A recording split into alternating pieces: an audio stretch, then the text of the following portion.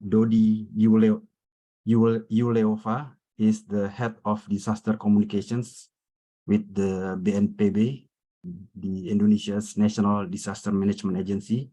And we are lucky also to have two officers from plantations company. One is Sujika Lusaka, Asia Pulp and Paper General Manager for Fire Management, and also Cahyo Wibowo, Astra Agro Vice President for Research and Development. Right now we are waiting still for Pak Dodi. He'll be joining soon, but I guess we can start now if there is no objection from anyone. And maybe as introduction, we understand we picked this topic El Nino weather pattern because we understand US El Nino Climate Prediction Center last week, they made a statement saying that the El Nino criteria has been met, citing the sea surface temperature across the equatorial Pacific Ocean that has risen by 0.5 degrees Celsius, and also they detected the wind pattern that has changed to the point where they see all the criteria is met. Okay, and I'd like to give this floor to Pak Cahyo Wibowo from Astra Agro. Please, Pak Cahyo, the floor is yours. Right. Thank you, Pak Wahyudi. Can you hear me? Sorry. I think you are still muted, Pak Wahyudi. Yes, Pak, you are fine. Okay. We can hear you. Okay. So I can just proceed. Yeah. Right. You're all fine. Yeah. Okay. Thank you, Pak Wahyudi, for giving us the chance to present a little bit about the El Nino and what's the effect to our plantation, as well as what we are currently doing or mitigate for the this El Nino. So let me share my screen. Okay. Can you see the screen now? Yes. Thank you. Right. Okay. Thank you. So I just received the invitation on Thursday, so I didn't have much time to prepare many things. So I'm an agronomist, actually a plant breeding by training. So I will just maybe explain a little bit about the effect of El Nino to our plantation. And it's mostly for the physiological process. But at the end, I will also add some more about the fire prevention, as well as I think you wrote on your website. But I have also my colleague here who will help me to answer if any question related to the fire prevention. Okay, this is the outline. What I would give today is the first is the determining factors of the Indonesian climate, and then the global phenomenon, including the El Nino, and then how the plantation is prepared for El Nino condition, and the last one is how we are doing our fire prevention. So this is what we can share about the factors that impact the Indonesian climate. There are two scale phenomena here. We call it global phenomenon, including the ENSO, which is El Nino Southern Oscillation. It's sourced from the Central Pacific Equatorial region. I believe the gentleman from the government will explain more, I think, about his topics. Okay, the second one is the Indian Ocean Dipole, or IOD, originating from Indian Ocean. And then we have also a region phenomenon from Asia, Australia monsoon circulation, and also the intertropical wind confluence area or intertropical convergence zone, ITCZ, which is an area of cloud growth nearby our archipelago. And then also the condition of sea surface temperature around the territory of Indonesia. So this is the global phenomenon, which is there are two, INSO and IOD. For the INSO itself, I think we have experience in 2015 mainly, where we have quite great impact, yeah, for longer dry season than normal dry season. So at that time, I think we had like around 4 months. It depends on the area, but in the area like South Kalimantan, we experience quite a little bit longer, and it's also affecting the production and also the physiological process of the oil pumps. And then the IOD also, I think it predicts the IOD value will lead to El Nino and get stronger from June until September this year. So yeah, in 2023 or this year, I think we need to be careful, and I think most of the plantation now are working hard to do as best as we can, yeah, to at least reduce the impact to the oil palm production itself, or also for fire protection or fire prevention process. This one is also affect the sea surface temperature. And okay, so how the plantation prepare to El Nino? Well, based on the maybe on agronomic view, yeah. So we have genetic yield potential, which is mainly from the good planting materials, because I think most of farmers now understand where they can get a good planting material, because it's not just taking seedlings from under the palm trees or adult palm trees, but they have to get it from a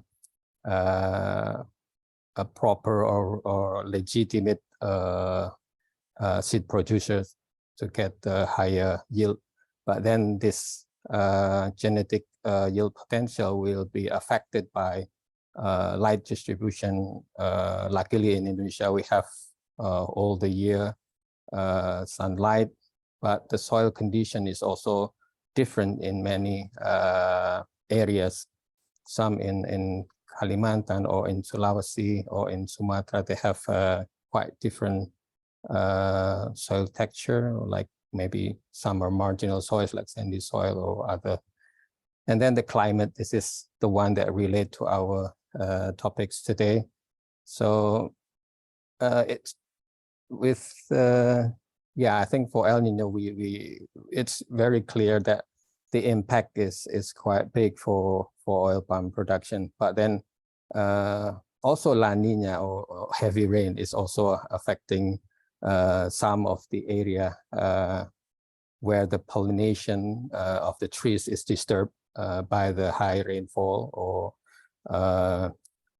rainy days during the months. Is if it's too long, then it will affect the pollination, which also decrease the production. So yeah, we need the balance. I think in life you need balance. And after that, we also got the side yield. To get the actual yield, you will meet with the agronomic practices, management practices, the economic, social, and environmental factors, and this that you can get your actual yield. This is related like applying fertilizer, applying herbicides, etc., etc. So oil palm is luckily is quite tough. Yeah, I mean it can live or grow in many different areas, but of course if it's too strong, I mean the stress from the like water deficit or high rainfall, then it will affect the production very huge. So this is the plant response against the threat. I mean, here is the extreme heat. Actually, when the sex determination of the oil palm, let's say bunches or male flowers, yeah, it's develop in 20 months before we can harvest the sponges, and or 20 months, and then the abortion itself, it's also causing the lower production. Is also affected after 8 or 12 months or before harvest, and then the ripening of the fruit is affected 5 to 6 months before harvest.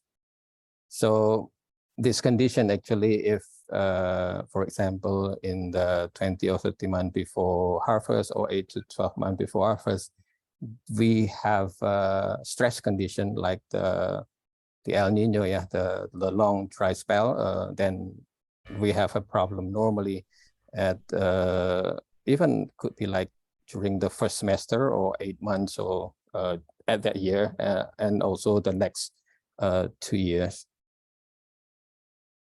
And this is an example on what we experienced in 2014 and 2015. So we shifting the production here so it will match. So if you can see the red bars here is the water deficit, then normally you get quite lower production compared to the others months. Although in some cases we also have lower, but it's mainly not the effect of the El Nino. Also, this is mainly because of the abortion during 6 to 8 months, and then for the sex termination, which is 20 months. This is also the main factors that you get low production 2 years or 20 months after the El Nino, because normally where you can get the female inflorescence, for example, it turns to mostly male inflorescence during the dry spell.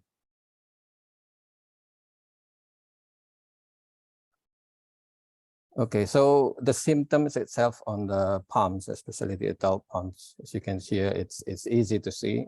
You have fractured fronds. You have normally normal oil palm, they have only one spear leaf, but during the dry season they commonly have more than 2 spears, sometimes 3, sometimes 4.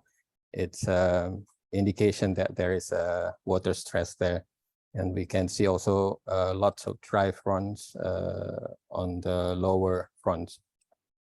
And then this is the estimating area where might be we can get the long dry season or El Nino effect this year. So we need to prepare, especially maybe here, like for example, 1.5 to 3.5 months in South and Central Kalimantan. But it really depends on the area, of course, because in 2015 also not all of areas are affected by the El Nino, but certain area is heavily or severely affected by this condition. So what we can do for improving our oil palm production. So this is a common practice in the short term or medium term. We plant the LCC or legume cover crop to at least reduce the soil evaporation. And then we also maintain our canopy numbers. So it will help hopefully reduce the soil evaporation and maintain the plant transpiration rate. We also adding some more organic matters, for example, from the empty fruit bunches, and we also manage the water management to at least retain our water level as we need. And in the long term, I think most of the companies in Indonesia and Malaysia, they plan to have a drought-resistant varieties. I think this hopefully will help to at least maintaining higher yield even in the drought condition. This is just the resume, and yeah, the El Nino effect or the extreme temperature and drought will affect the bunch development. We have the abortion, we have the bunch failure, and then the changing of the sex determination from female to male. And then for plant physiology, it is the symptom, and that is causing the decreased yield.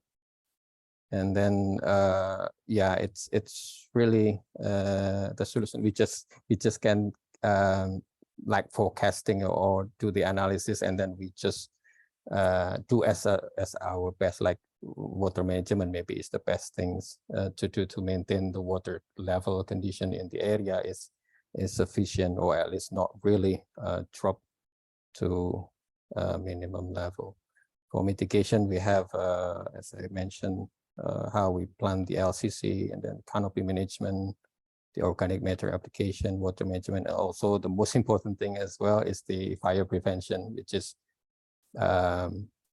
it's not affecting only the production, but also the whole ecosystem. And in the long term, we create the drought-tolerant varieties. I think this will help in terms of oil palm production. So I will next move to the fire prevention, what we can do. I mean, most of the oil palm plantation do as well. We have a fire management system, a fire prevention management system.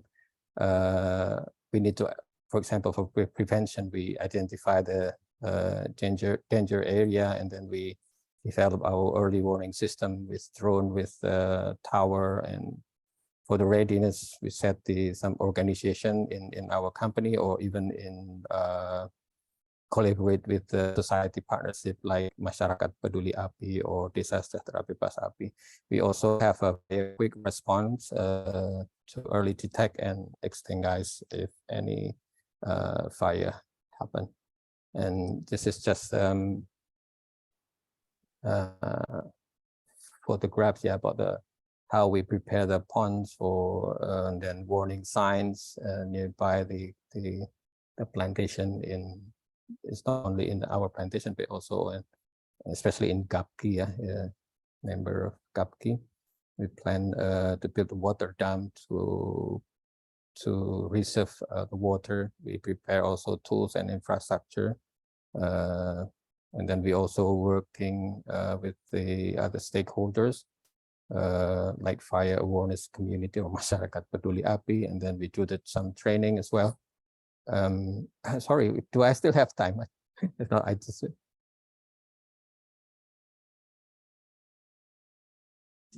You can go on probably for around another 5 minutes, 4 to 5 minutes. Yeah, it's just then we can ask we can cover with questions and answer later. All right. Okay. Thank you. So some other thing is we have a collaboration with some a government agency, like in surrounding plantation. We do some simulation and training, and this is an example of our warning system technology. We use the website from the Ministry of KLHK. And then we also make a land fire socialization via SMS broadcast to normally nearby the area that prone to fire. And then we have a FFB and CPO supplier hotspot monitoring. I think we use the Global Forest Watch alerts, also deforestation fire hotspot in real time. And this is, I think, my colleague will explain more if needed. This is just an example that from BOSEC, I think it's in a local police. We have collaboration with them and to share, to broadcast the SMS that remind people to be aware of the fire during, especially in the El Nino condition. And we have a multi-stakeholder approach also. Here, example is Gapki with its branches in many islands. We work with central government and also local government for socialization, to make an MOU on fire prevention with the regional police and other agency. And also we have a society partnership program. And then I think it's the last one. This is just an example of what community partnership we have with other I think more than 700 community cares about fire with various forms. I think it's different forms here in different area, like Masyarakat Peduli Api, Desa Sejahtera Bebas Api, KTPA, DMPA, and Desa Bebas Api. The program will be, of course, the no burning awareness and socialization. And then we developed some institution and team leader empowerment. We provide assistance also for firefighting equipment, mechanical land clearing, also mechanical land clearing. So the farmers will not do the burning, so they can use our tools, the mechanical one, to do the land clearing. And then we also provide local fishing equipment. Yeah, we always also do patrols and monitoring, and then development of economic sources for the targeted local people. Then the goal is the zero burning and avoid fire risk in all the plantation. Yeah, that's all I think I can share today. Thank you very much, and I'm happy to answer some question with you. Thank you. Thank you, Pak Cahyo. I noticed two things from your presentation. One is on your chart on the impact of El Nino. We can tell, the past 3 years we have had La Nina, and we could notice there was robust growth of oil palm trees. So that means we have great potential to see if fire emerge later in the drier weather later this year. Then we have we are facing greater potential of fire because there is more to burn, so to speak. We can see on your chart. Maybe you can address this in the later question and answer session after 3 speakers speak on this. And then another one is we could notice your fire early warning system. If you can share with us later how you would do differently this time around compared to the previous El Nino. I believe it was in 2016. Thanks again, Pak Cahyo. And then we would like to move on to Pak Sujika Lusaka from Asia Pulp and Paper. He is the General Manager for Fire Management. Go ahead. The floor is yours, Pak Sujika.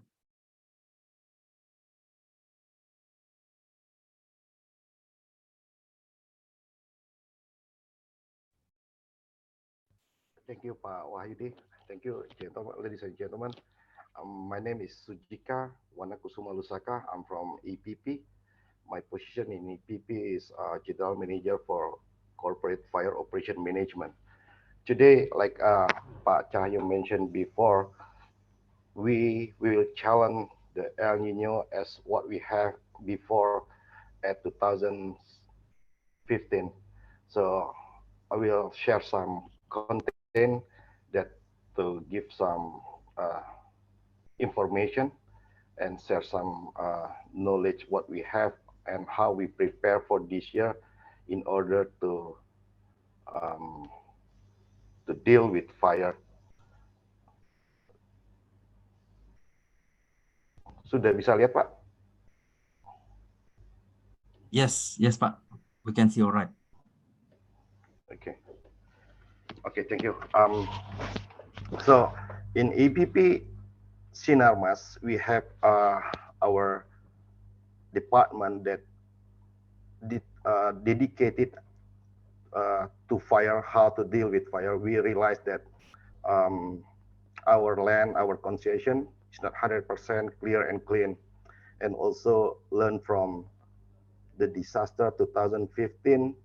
Now we try to have more preparation and more ready to deal with El Nino. This is the prediction for 2023. As I mentioned before, that El Nino probably with the high potential that will face in Indonesia, especially in our concession at APP and their suppliers. And the August, September is probably it's about 88% the possibility of El Nino will have in Indonesia. And we also try to compare with others bureau that have a prediction and forecast about the El Nino, and all of the bureau said that El Nino will have 2023. And also we try to more detail to our Indonesian archipelagos map, and also inside that archipelago, our concession, South Sumatra is gonna be the worst effect of the El Nino for this year. And as I mentioned before, Pak, learn from the disaster 2015, start with 2016, we developed a system that we call integrated fire management. In that integrated fire management system, we have 4 pillars. The first pillar is prevention. We realized that prevention is the best effort that we have to put as the priority.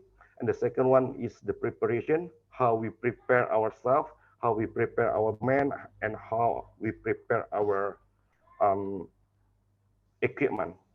And the third pillar is early detection. As we realize, when we're ready with our equipment, when we're ready with our men, the fire starts with a small scale of the fire itself. So once we can detect earlier, so we can easy to suppress the fire. So the third pillar is early detection. The last pillar is rapid response. After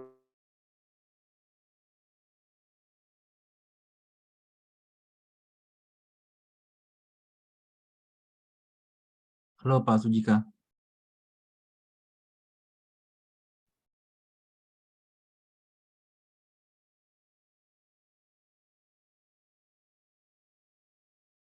Halo Pak Sujika, are you there?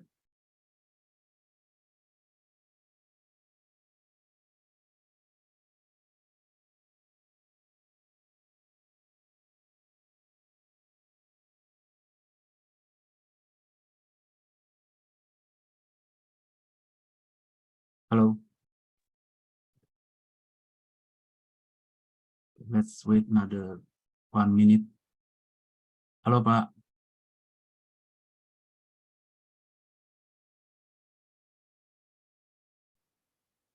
Hello. Is there any colleague of Pak Sujika who can help?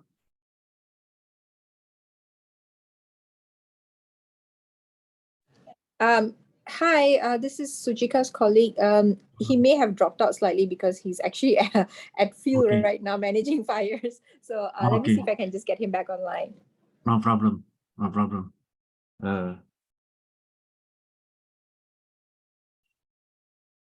If we can, any of his colleague, if they are willing to jump in, to please go ahead. Especially if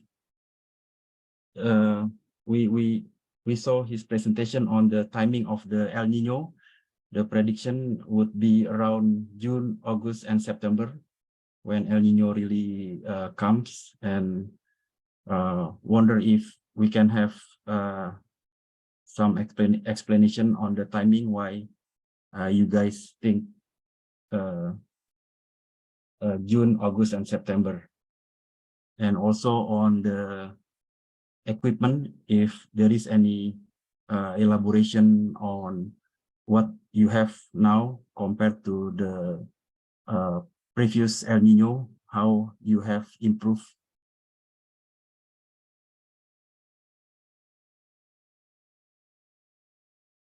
If not, we can go on to BNPB and then we can come back to Pak Sujika. Hi, Pak Wahyudi. I can't get Sujika on the line at the moment, so and I'm unable to continue his presentation. It being his, so maybe we could come back to him if that's okay. Okay, sure. Thank you. Okay, then we go to our next speaker, Pak Dodi Yuleova, Head of Disaster Communications at BNPB. Welcome, Pak Dodi. We are happy to hear. We are excited to hear from you. Baik, Terima kasih Bapak Moderator. Sebelumnya saya mohon maaf saya menyampaikan dalam bahasa Indonesia. Saya Dodi mewakili Bapak Kapus Datinkom yang sekarang sedang dalam perjalanan pesawat dengan Bapak Kepala Badan mendadak tadi, dan beliau menugaskan saya untuk menyampaikan materi yang beliau sudah siapkan. Mudah-mudahan ini tidak mengurangi arti daripada diskusi kita pada siang hari ini. Oke, Pak Dodi, mungkin saya jelasin sedikit ke teman-teman yang non bahasa speaker. Oke, Pak Dodi is speaking on behalf of his superior, Pak Abdul Muhari, Head of Data and Information and Communication at DNPB. Go ahead, Pak Dodi. Baik, terima kasih.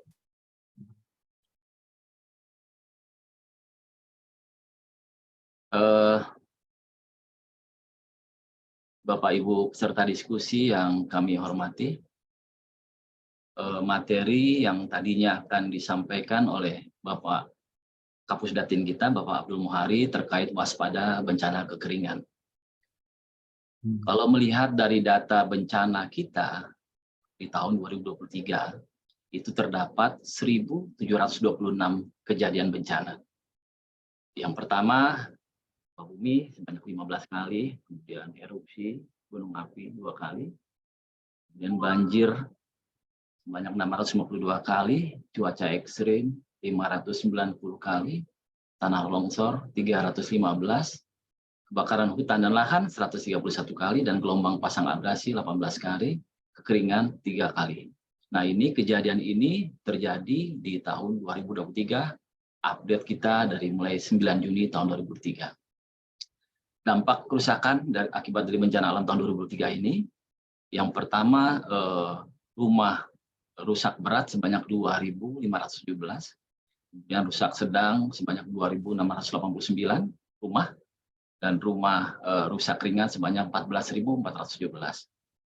Kemudian fasilitas yang rusak mulai dari fasilitas sekolah, rumah ibadah, dan perkantoran itu sebanyak 213, dan rumah ibadah sebanyak 202, dan fasilitas kesehatan sebanyak 37 rumah kesehatan yang rusak. Kemudian kejadian ini, grafik bencana kejadian dari mulai tanggal 5 sampai dengan 11 Juni 2023. Dampak kejadiannya yang tadi saya sampaikan, gempa bumi sebanyak 7% kejadian selama kurun waktu 5 sampai tanggal 11. Kemudian 7 cuaca ekstrim begitu juga sebanyak 26%. Kemudian banjir 3,11%, tanah longsor 9%, kebakaran hutan dan lahan 7,26%. Ini 27 kejadian bencana yang kita hitung mulai dari tanggal 5 sampai dengan 11 Juni tahun 2023, kita rekap datanya. Kemudian yang kejadian bencana di Indonesia yang tadi saya sampaikan, fasilitas yang akibat daripada kejadian bencana itu 2 orang meninggal dunia, kemudian 6 luka-luka, 130 rumah terendam, dan 3.814 mengungsi akibat daripada kejadian bencana tersebut. Kemudian rumah rusak sebanyak 72 rumah, dan ini kejadian ini memang kita rekap dari tanggal 5 sampai dengan tanggal 11 tadi. Dan dari 7 kejadian kebakaran hutan dan lahan juga terjadi, kemudian 3 kejadian banjir, kemudian cuaca ekstrim sebanyak 7 kali, kemudian 5 kejadian tanah longsor, dan 3 kejadian kekeringan, dan 2 kali kejadian gempa bumi. Di Pulau Sumatera, yang data yang sudah kami himpun, kejadian bencana yang terjadi dari mulai tanggal 5 sampai dengan tanggal 11, di Kabupaten Karo tanggal 5 bulan 6 itu 10 jiwa terdampak, kemudian 1 hektar lahan terbakar, kemudian di Kabupaten Deli Serdang begitu juga sebanyak 21 jiwa terdampak dan 4 rumah. Kemudian cuaca ekstrim di Kabupaten Deli Serdang sebanyak 227, kemudian 52 unit rumah rusak. Ogan Hilir begitu juga 2,6 hektar lahan terbakar di tanggal 7 bulan 6. Kemudian di Kabupaten Belitung Timur tanggal 3 0,01 hektar lahan juga terbakar di sekitar Belitung Timur. Kemudian di kejadian di Pulau Jawa dari tanggal 5 sampai 11 Juni, Kabupaten Bogor, tanah longsor yang dampaknya kepada 9 jiwa terdampak, 1 unit rumah rusak, dan kekeringan sebanyak 6,7 di tanggal 8%, dan jumlah terdampaknya jiwanya sebanyak 2.862. Kemudian cuaca ekstrim di Kabupaten Bogor, sama seperti itu juga, jiwa terdampak sebanyak 7, dan 3 jiwa terluka, 2 unit rumah rusak. Kemudian di Kabupaten Bandung, 5 jiwa terdampak, 1 rumah terendam. Begitu juga di Tasikmalaya, Bandung Barat, dan sampai dengan Kabupaten Pacitan. Ini kejadian yang kita input dari tanggal 5 sampai dengan tanggal 11 Juni. Di Kalimantan, Sulawesi, dan Papua, di Kota Waringin Barat, tanggal 9, 300 hektar lahan terbakar. Kemudian di Sukamara, tanggal 7, 3 hektar lahan terbakar juga. Di Kota Palangkaraya, 0,07 hektar lahan terbakar. Di Kabupaten Tanah Laut, 2 hektar lahan terbakar. Kemudian di Kota Samarinda, tanah longsor. Tanah longsor kita input tanggal 8, 3 jiwa terdampak, 1 unit rumah rusak berat. Dan tanah longsor di Kota Samarinda, 9 jiwa terdampak, 2 unit rumah rusak berat. Kemudian di Sidenreng, Rapang, 5 jiwa terdampak, 1 unit rumah rusak ringan. Begitu juga Sorong, 250 jiwa terdampak, 50 unit rumah terendam banjir, dan kemudian berangsur-angsur surut banjir tersebut. Curah hujan di Indonesia, kita lanjut saja. Kemudian, Sorry, jaringan saya tadi off. It was off, Pak Wahyudi. Okay, Pak. Right now we are having Pak Dodi Yuleova. He will finish his presentation and then we'll come back to you, Pak Cahyo. Oke, kita lanjut ke peta perakiraan daerah potensi banjir di Indonesia. Di potensi banjir Indonesia dengan kondisi tinggi, di sini terlihat di beberapa daerah. Kemudian di potensi menengah dan rendah, ada beberapa provinsi. Yang rendah ini di beberapa provinsi di Kalimantan, kemudian di Aceh, sebagian di Papua dan Sulawesi. Kemudian peta prediksi kejadian El Nino tahun 2023. Ini berdasarkan peta yang kita ambil, hasil pemantauan NOAA. Saat ini nilai ONI telah bernilai positif sebesar 0,1 derajat Celcius. Kondisinya dari bulan Januari tahun 2020 sampai dengan April tahun 2003. Dan prediksi model cuaca ekstrim El Nino untuk Agustus 2003, begitu juga data dari hasil pemantauan NOAA. Kondisi nampak terlihat bahwa kondisi memang cukup signifikan, gitu. Artinya ini perlu diwaspadai. Gitu. Kemudian dampak kejadian El Nino di dalam berbagai sektor, kebakaran hutan dan lahan. Fenomena El Nino berkorelasi dengan tingginya hotspot yang berpotensi menjadi kebakaran hutan. Memang kondisi ini sudah terlihat di beberapa wilayah. Hari ini dan hari kemarin dan hari ini Bapak Kepala Badan berada di Kalimantan Tengah, di Palangkaraya, melaksanakan atau mengadakan rakor terkait dengan kebakaran hutan dan lahan. Dan dalam 10 tahun terakhir kejadian hotspot tahunan tertinggi terjadi di 2015 fase El Nino kuat dan 2019 fase El Nino lemah. Potensi kekeringan akan berdampak pada ketersediaan air untuk pertanian, PLTA, kemudian wisata dan dampak ekonomi lainnya. Kekeringan tahun 2012 menyebabkan Provinsi Jawa, Bali, dan Nusa Tenggara defisit air sebanyak 20 miliar meter kubik. Dan El Nino pada tahun 2012 ini mengakibatkan kekeringan tanaman padi di Indonesia seluas 597.000 hektar. Saya lanjut saja di peta sebaran kejadian bencana kekeringan 2003. Dampaknya terjadi sebarannya kejadian sebaran kejadian kekeringan tahun 2013 sampai 2003 itu terlihat di beberapa pulau, beberapa di Sumatera, mulai dari Aceh, kemudian Sumatera Utara, Sumatera Barat termasuk, dan Sumatera Selatan dan Lampung.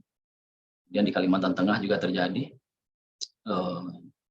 Kalimantan Selatan dan Jawa pada umumnya, Sulawesi dan Sulawesi Selatan, Sulawesi Tenggara.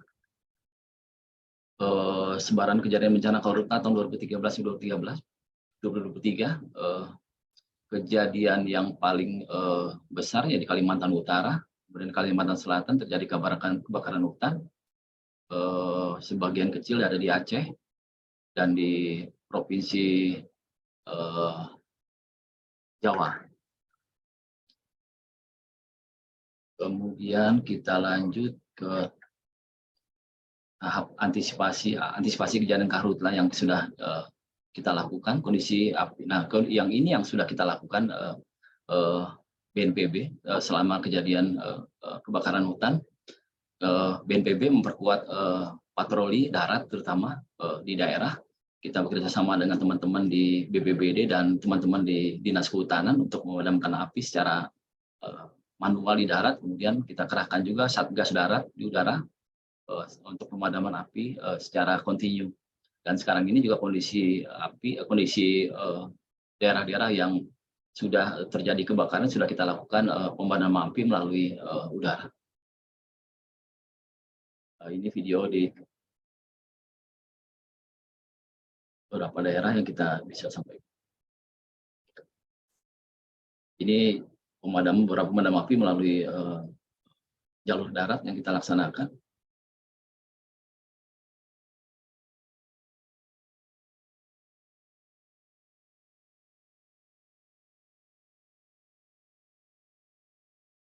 Demikian Bapak moderator yang bisa saya sampaikan. Mohon maaf jika ada kekurangan. Nanti kita lanjutkan mungkin dalam sesi diskusi. Terima kasih.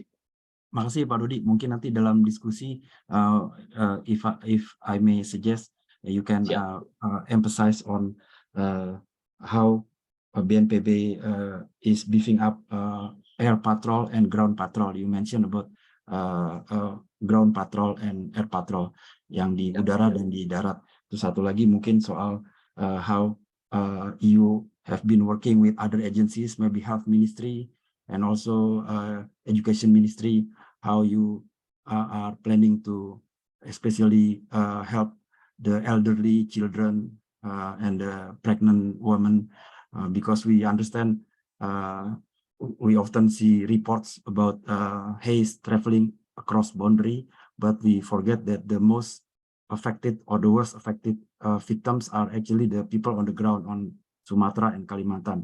Mungkin itu Pak yang kira-kira penekanan yang itu nanti di sesi tanya jawab soal perlindungan ke perempuan hamil, anak kecil dan orang tua, selain daripada resiko yang haze-nya ke luar negeri itu Pak. Makasih Pak Dodi.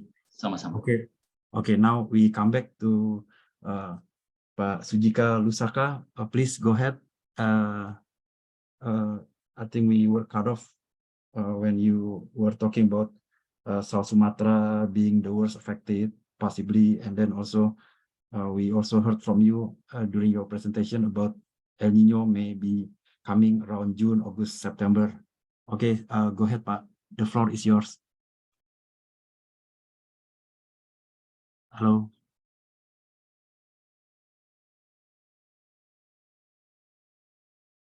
Okay. Okay, let me unmute you, Pak Cahyo.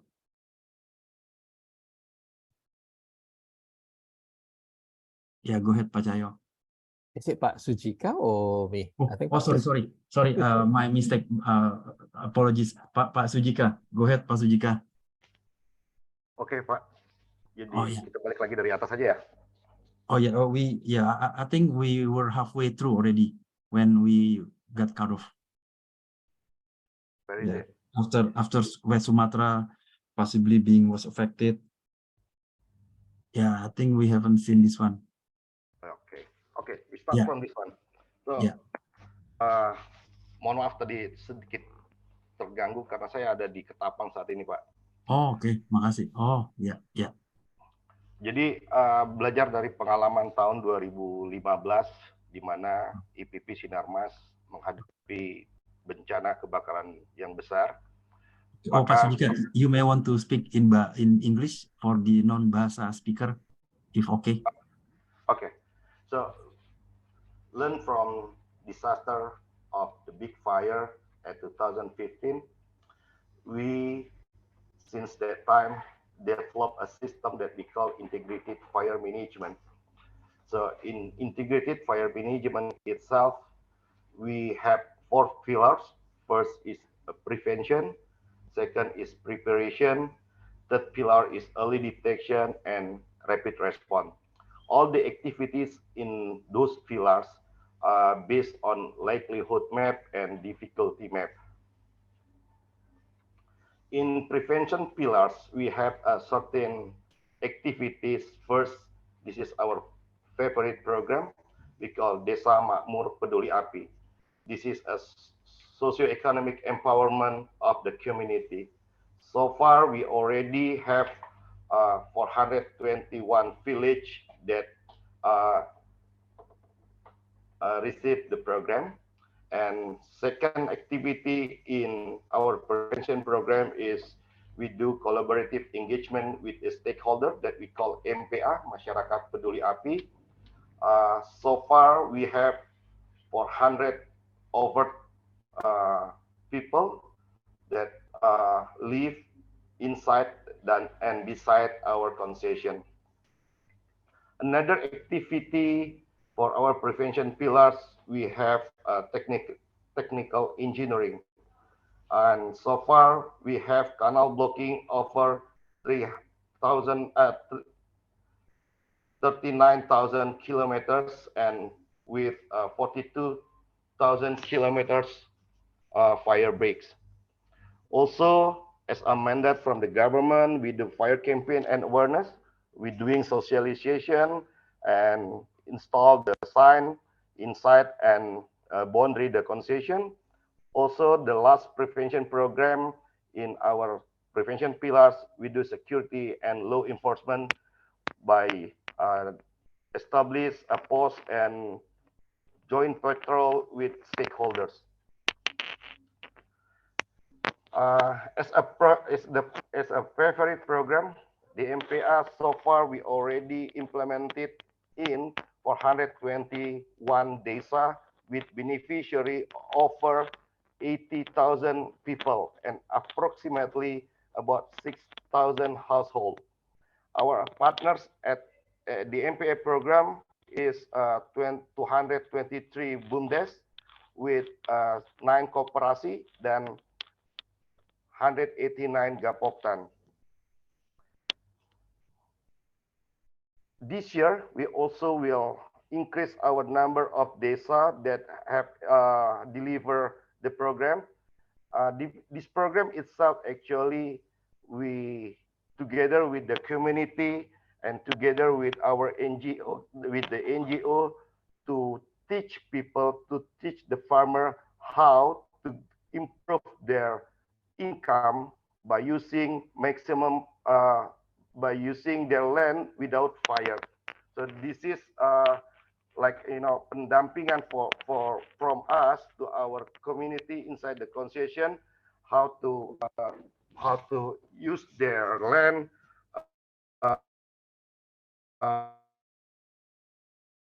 get or benefit from their land with no fires.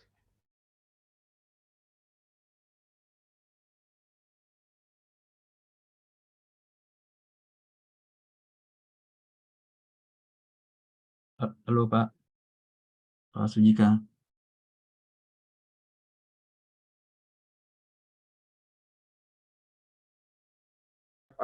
Fire watch about 100. Also, we have the mini tower portable. It's 91 portable, and this is our TRC. TRC is our rapid response team. This is like a special force, like Kopassus we have in Army. And this is all the equipment that we, for this year, are ready to have to face El Nino. In the preparation pillars, we not only ready for the equipment, but also we deliver 218 class training with over 5,000 training in 9 type of training. So start with the highest level of training, incident management team, and to the lowest training is RPK Bantuan and RPK Backup. So we not only have our firefighter that dedicated to fire, also we train our all employee as RPK Backup. RPK means Regu Pemadam Kebakaran. So we train all the employee on our side as like a normal, as a basic firefighters. So total, we this year deliver 218 class of training. And in third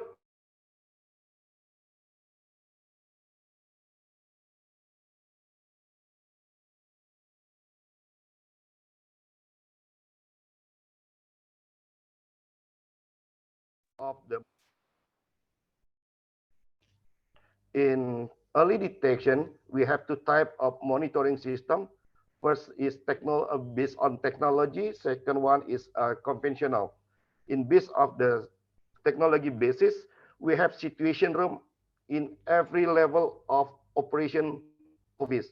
So from the Jakarta office to the district level of office, we have situation room to monitor, to control every single fire, and also to get some information about hotspot, about weather, and so on. In our concession, APP also developed what we call it FROST, Fire Reporting Online System. This system developed to have to gather all information about the hotspot, about the fire danger rating system. We developed our algorithm together with BRIN for fire danger rating system. In conventional monitoring base, we Sorry, have... Pak Sujika, I think we've lost your presentation. Baida, can we check why we are not seeing Pak Sujika's presentation? Okay. Or can you check if you're on the screen share mode? The presentation is lost. The share is lost. No problem with our screen. Maybe connection from Pak Sujika. Okay. Yeah, nothing Oh. wrong, Mas Yudi. This Okay. is already in the share screen mode, actually. Okay. Yeah. JFCC, Okay. yeah. Okay. Thank you. Yes, please proceed, Pak Sujika. Okay. Sorry. Again, the connection part was Okay. done. Okay, no problem. Yeah. Go ahead, Pak. Okay. For example, this is our concession in Muba, South Sumatra. In early detection system, all the concession almost covered by the fire tower. So every single fire in our concession or surrounding concession can be monitored, can be detected by the tower. In some blank area, we will put our mini tower, and also to back up, we have a drone that operate in our concession. And in new area that don't have yet the fire tower, we use helicopter to do the air patrol, similar what BNPB does currently. In the last pillar from our integrated fire management, we have rapid response. So in the rapid response itself, we divided our concession to be zone in order to cover in small scale of the area. So for example, in Riau, we divided to be 3 zones, and also in Mumbai, we divided to be 2 zones. And total, our rapid response team, we have 30 teams with 210 TRC. And for your information, for this year, since we already got the information about El Nino for 2023, this year we will prepare about 15 helicopter all around our concession, our Mitra concession, and Sinarmas concession. Type of the helicopter for for this year, one is Super Puma, also ME, and then a new helicopter that we just hired is a Kamov. And also we have a medium helicopter to deploy to deliver our TRC team by using Bell 412.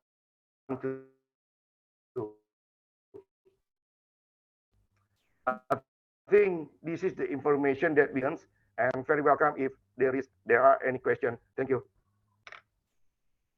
Thank you. Thank you, Pak Sujika. Okay, now we are in a question and answer session. Anyone, please go ahead, raise your hand or write in the chat room if you have any questions. To start off the session, I have some questions for BNPB and Pak Abdul, Pak Sujika and Pak Cahyo. For BNPB, maybe we can start with Pak Dodi. If Pak Dodi can explain on any contingency plan, understanding that we know that the ocean surface temperature hit record high in early April, and then it has remained near record levels. So we can tell that El Nino this year may be not only moderate El Nino, could be strong El Nino. So if there is any contingency plan, worst case scenario, if you can share with us, maybe for students, if they need to stay at home and then have lessons broadcast by TV, for example, and then from the health authorities, what they have in plan, if you have you know, to distribute masks to the public in case of worst case scenario happens. Silakan Pak Dodi, kalau boleh menjawab pertanyaan itu dulu, Pak. Bagaimana Pak Moderator, izin Pak? Oh ya, soal ini. Oh ya, soal kemungkinan contingency plan kalau ternyata El Nino-nya itu El Nino yang kuat, karena kita tahu bahwa rata-rata temperatur di permukaan samudra itu udah mencapai rekor awal April lalu, yang mengindikasikan ini ada kemungkinan kita punya weather pattern yang sangat tinggi, El Nino kuat, sehingga ada rencana misalnya sekolah kalau nanti terjadi El Nino kuat, anak-anak di rumah sementara pelajaran lewat TVRI misalnya. Terus soal masker untuk ibu-ibu, orang tua, ibu hamil, anak-anak, semacam itu, ada rencana soal itu, Pak. Ya, baik, terima kasih Bapak. Terkait dengan jika terjadi El Nino cukup besar, memang sampai saat ini dasar kami untuk memberikan atau himbauan atau sosialisasi kepada masyarakat, yaitu dari peringatan dini yang sudah disampaikan oleh BMKG. Jadi dasarnya itu, BMKG sudah mengeluarkan peringatan bahwa akan terjadi El Nino cukup besar ke depannya. Yang pasti ya kita akan menggunakan yang tadi saya sampaikan, rencana kontingensi ke depan seperti apa gitu, rencana operasinya seperti apa. Yang memang ya betul, kita harus menyiapkan seperti tadi yang disampaikan, bagaimana konsep pada saat terjadi pandemi COVID kemarin, bagaimana kita harus belajar di rumah atau bekerja dari rumah, mungkin itu akan bisa kita lakukan. Tapi sampai saat ini memang kita masih menunggu dan belum ada peringatan dari BMKG yang bisa kita jadikan satu acuan atau ukuran bagaimana kita melakukan tindakan atau himbauan kepada masyarakat atau pemerintah daerah dalam rangka menyikapi kejadian El Nino ini. Demikian, Pak. Oke, Pak. Okay, we have a question from Eko Listiorini from Bloomberg News in the chat room. Basically, she's asking a question on how you guys are doing things differently. Any special action or different programs that you will plan to implement to prevent a forest fire? This is a in light of the forecast of a moderate El Nino. Earlier, we heard the El Nino could be a weak El Nino. Now, ECHO said forecast is moderate El Nino. Question is for Pak Dodi, untuk Pak Dodi dan untuk dua pembicara lainnya. Kalau mungkin Pak Dodi mau mulai duluan, Pak. Jadi Bagaimana, Pak? Ya, jadi apa yang dilakukan pemerintah yang berbeda dibanding dengan kejadian El Nino sebelumnya yang 2015-2016 itu, Pak, untuk persiapan menghadapi tahun ini? Yang pasti kita sebagai koordinator dalam penanggulangan bencana, artinya kita akan berkoordinasi. Sudah pasti akan yang 2015 pasti akan kita, kalau itu apa yang kita lakukan baik, nanti kita lanjutkan di El Nino ke depan. Tapi yang pasti semua itu kita harus berkoordinasi dengan kementerian lembaga. Artinya BNPB tidak bisa berdiri sendiri. Kita bekerjasama dengan kementerian lembaga terkait. Artinya bagaimana kita menangani El Nino ini dengan secara baik dan luas, dampaknya bisa dicegah dan tidak berkepanjangan gitu. Demikian. Oh, siap, Pak. Makasih, Pak Dodi. Oke, untuk Pak Cahyo and Pak Sujika, maybe we start with Pak Cahyo. What's your take on question from ECHO? How you are doing differently this year to face El Nino compared to the last one in 2015? And also, if you can also address the fact that the past 3 years we have seen a robust growth of plantation, hence we have a lot to burn if fires ever emerge. We have a lot vegetation out there on the ground, so it's quite scary to imagine. The past years we have seen very fast growth of the plantation. Go ahead, Pak Cahyo. Okay, thank you, Pak Wahyudi and Bu Eko, ya. Pak Eko. Yeah, I will answer the first question, yeah, from Bu Eko, yeah, about what is the different program that we are doing. Actually, compared to 2015 El Nino, I think there are many programs that we are develop or improve at least until this year. So before 2017, maybe, for example, because we really care that I think educate people surrounding especially the plantation, yeah, is more important. And that's why we have several programs to improve the awareness of the people or the community surrounding the plantation with, for example, the forming the Masyarakat Peduli Api, or a community that really aware on the fire danger. And then we also implement the EWS, or early warning system, with drone.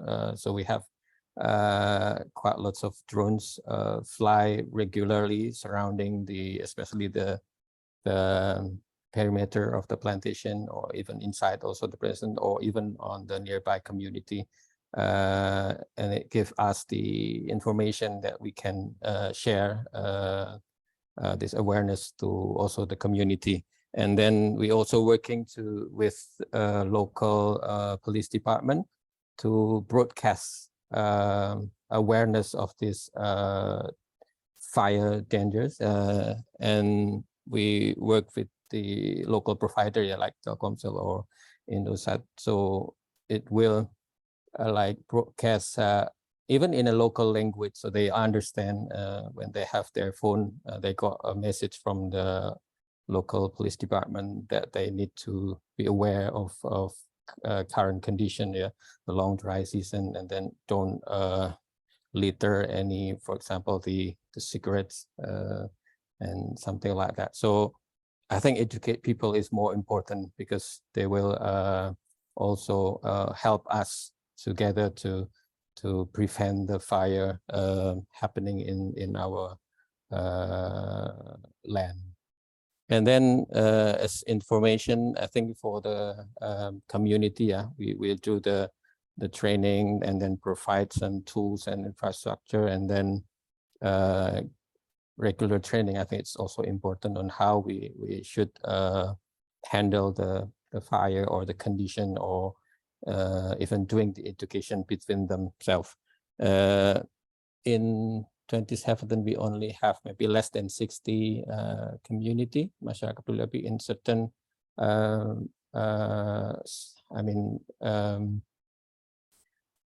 a quite prone area. But then we have now around more than twice of them, around more than 111 masyarakat peduli api community. So I think that is the most important at the moment, besides the technology that we are using, using the website from KLHK and then from other provider, and also our own drone, or what we call, it's the drone. And then the second question from Pak Wahyudi about the La Nina in the past 2 or 3 years, and then we have now expected the El Nino. Indeed, the vegetative growth might be quite large, in these 2 years, and even now. And then maybe the soil humidity will still remain in a good level, but I think it really depends again on the El Nino time. If it is short, then it will be fine. Hopefully, we still can maintain. And I think most of the plantations also now are preparing, like making the more soil retention, or soil reservoir, water reservoir, to mitigate if there is any case about this fire. But I think if the El Nino would last longer, like maybe 4 months, or 3 months, even maybe 4 months more, then we need to be careful with that. Maybe that's my answer, Pak Wahyudi. Thank you. Thank you, Pak Cahyo. Pak Sujika, the floor is yours. Okay, thank you, moderator. So Thank since you, the alert for the El Nino 2023 released by the government, and also some Bureau of Meteorology, so we prepare more. We are more ready for the preparation, and yes, the program for the preparation for get ready to face El Nino 2023, we enforce the MPA program, and also we strengthen our MPA, Masyarakat Peduli Api, and also together with the stakeholders, we do collaboration, socialization to villages inside and surrounding our concession. And since the alert from the government we got earlier, so now our people on the ground maintain our water level very well. So hopefully, with the time that we have, with the information earlier we have, we more ready to face El Nino 2023 if compared with 2015. So we not only ready for the infrastructure, we not only ready for with the our equipment, but also our prevention program. We push to more work harder to avoid the disaster like what we have Indonesia have in 2015. I think that's all, Pak Moderator. Okay, Pak Sujika, a couple of follow-up questions from me.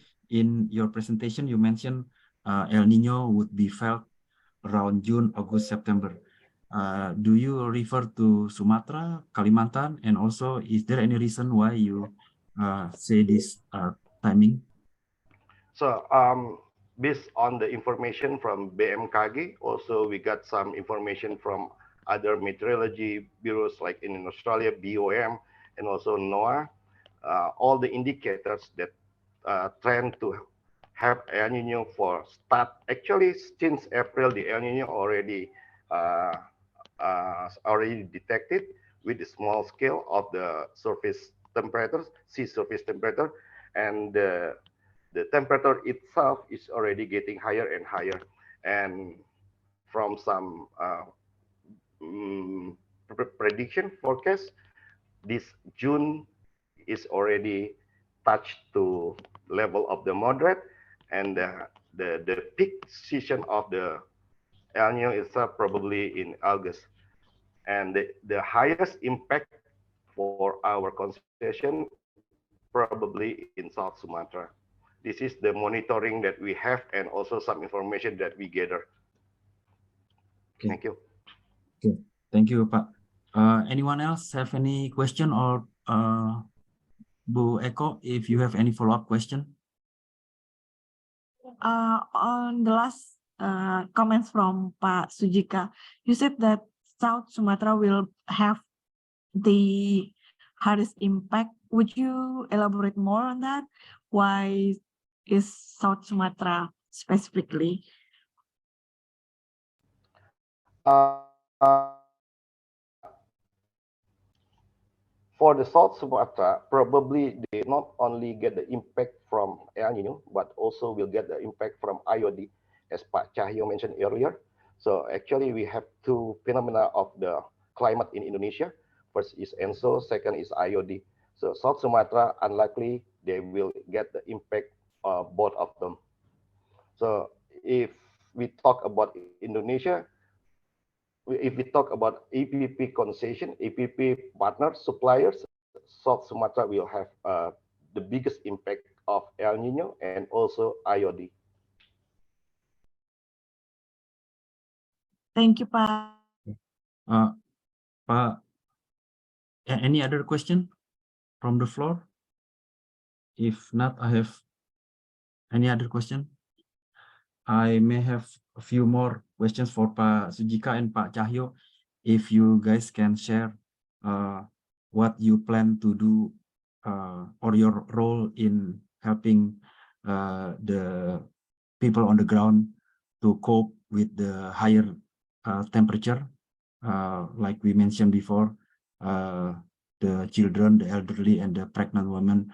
What you have in mind in case a worst scenario happens, or even if it's only moderate El Nino, but it lasts for quite some time and it burns quite number of vegetation and haze clouded the residential area, especially.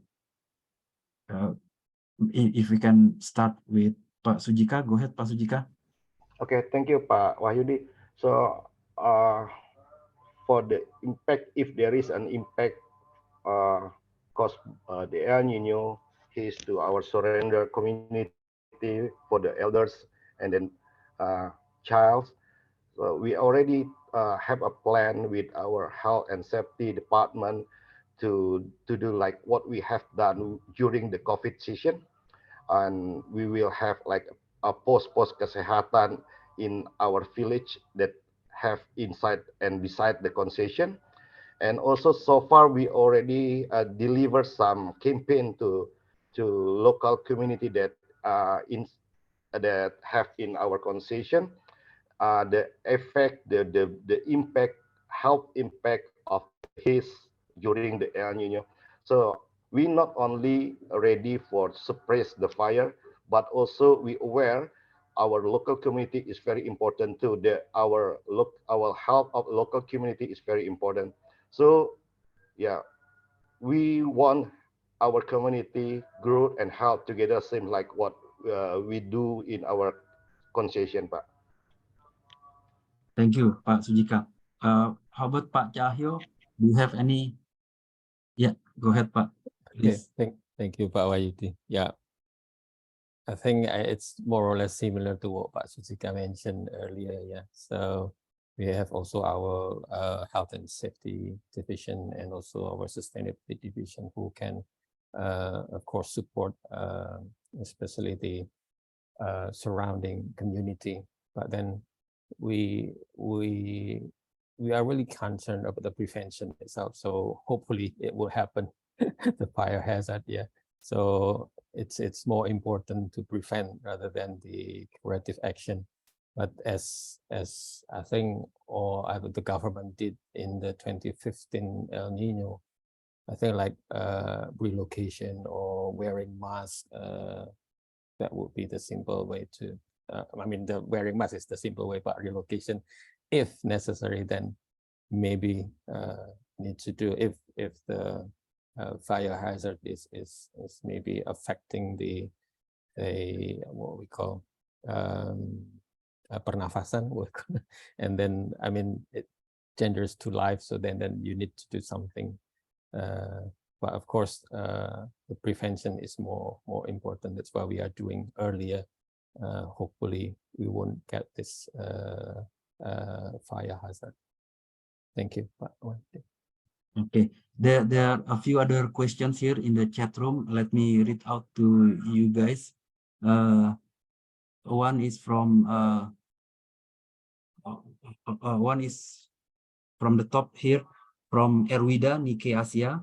A question to Pak Dodi and also the two other speakers. Is there any plan to deploy cloud seeding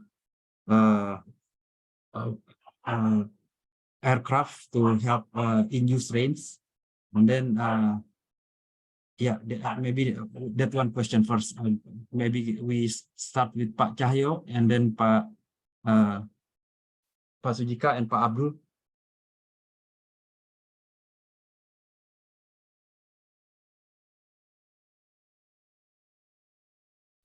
Sorry.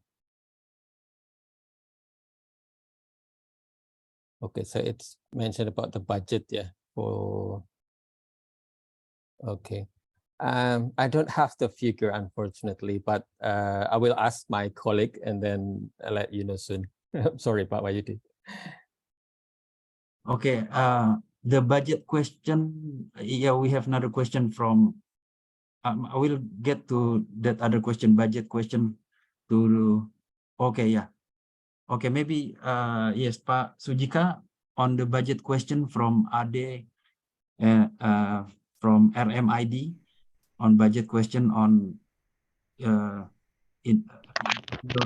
budget allocated by your company and then also by BNPB to anticipate the impact of El Nino. Yes, go ahead, Pak Sujika, if you may answer two questions. One, budget allocated for handling El Nino, and then another one is on whether there is any plan to deploy cloud seeding aircraft. Okay, I will answer first question. In 2023, since we got the information about El Nino last year, so we prepare our, not only EPP, but also all suppliers. We allocated budget for this year over 500 billion rupiah for the whole concession that Sinar must have and also the suppliers have. Halo, Pak, bisa dengar? We've just lost you the past 10 seconds. If you can repeat the past 10 seconds, what you said. Okay, the total budget we will spend for this year, since we got the information about the El Nino last year, is over 500 billion rupiah. EPP and whole their suppliers. Okay, for the span of last 2 years, we can say what? I don't know about year. the last 2 years, but last 2 years is quite low that because we have La Nina. But Okay, for sorry. this year is almost double up. Okay, 500 million rupiah or 500 billion, billion? Pak. Billion Billion. rupiah. Okay. Okay. Any breakdown? Maybe if you can highlight the biggest ticket item. The biggest is for the helicopters. For example, helicopters. Yeah, Pak Airbnb know about the price for the helicopters, but I cannot say the exactly the amount of the helicopter itself. But since we plan have over 15 helicopters for this year, this is the cost that we prepare quite a lot. Beside that, prevention program is took second largest of number for the budget for fire this year. Okay, okay, okay. And for the cloud seeding, yes, we together with the stakeholder, we support some cloud seeding in area in Sumatra, and this week is already delivered. So actually, for your information, cloud seeding have done in Riau, Jambi, and South Sumatra this week. Okay, thank you, Pak Sujika. And we participated, supported for that activity. Thank you, Pak Sujika. And Pak Dodi, if you have anything to add, question are on budget BNPB yang siapkan untuk menangani El Nino ini, dan apakah nanti pada saat puncaknya akan dilakukan cloud seeding, mungkin timingnya kira-kira kapan, ancer-ancernya. Halo Pak Dodi.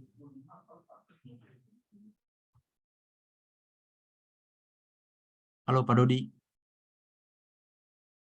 Okay. Okay, well, we are waiting for Pak Dodi. If there is any other question. Okay, so maybe if you can talk a bit more, Pak Sujika and Pak Cahyo, on, okay, the key question is Indonesia ready for El Nino, Pak? Maybe if that that could be your closing remarks if Pak Dodi is not coming back. Pak Sujika and Pak Cahyo, we understand weather is heating up, you know, and again, we may have at least moderate El Nino. If you can say as your closing remarks, so are we ready for the El Nino this year? Pak Cahyo, if you want to start first. Okay, thank you, Pak Yudi. Oh yeah, I just want to add some more about the deploy cloud seeding first. Okay. So I think for us is if the technology is quite helpful, and then it really depends on the situation. So we are, of course, will involve those things if necessary. So like just the budget, I think if it's needed, then we can spare some of our budgets to do this, especially the fire prevention and things related to this. And about the readiness, yeah, Indonesia readiness, I think, well, we have to, but Wahyudi, I think, I know it's a forecast, yeah, it could be right, it could be wrong, but we really hope that we are all ready and well prepared to anticipate this if there is a worse condition of a long El Nino. Then I think as planters, or we live in the plantation, it's our responsibility to be ready for this upcoming El Nino, which hopefully is not too long. So the effect will be less than 2015, hopefully, but we should be optimistic, but and be ready, well prepared to overcome the problem, if any. Thank you, Pak Wahyudi. Thank you, Pak Cahyo. Pak Sujika, your closing remarks, please. Thank you, Pak Wahyudi. EPP Sinarmas for this year have well prepared and ready to face El Nino in certain level, even though it's the worst like what we had in 2015.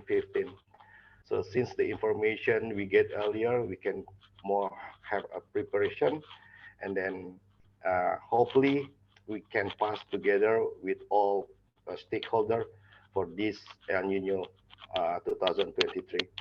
I think in conclusion, I can say EPP Sinarmas ready to face the El Nino 2023. Thank you, Pak Wahyudi. Thank you, Pak Cahyo, Pak Sujika, Pak Dodi.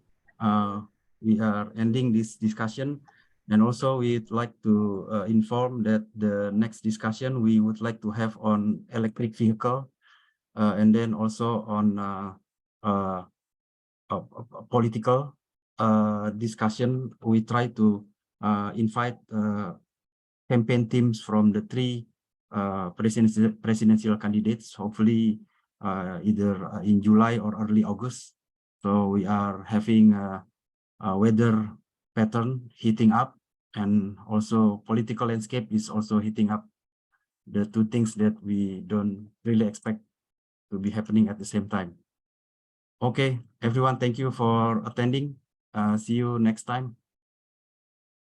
Thank you. Yeah, thank you, Bapak Ibu. Okay. Thank you, Bapak Ibu. Thank you, Wahyudi. Pak Thank you, Pak Wahyudi. Wahyudi, Pak Cahyo. Thank you. Pak Terima kasih. Sujika, thank you, Pak Dodi. Thank you.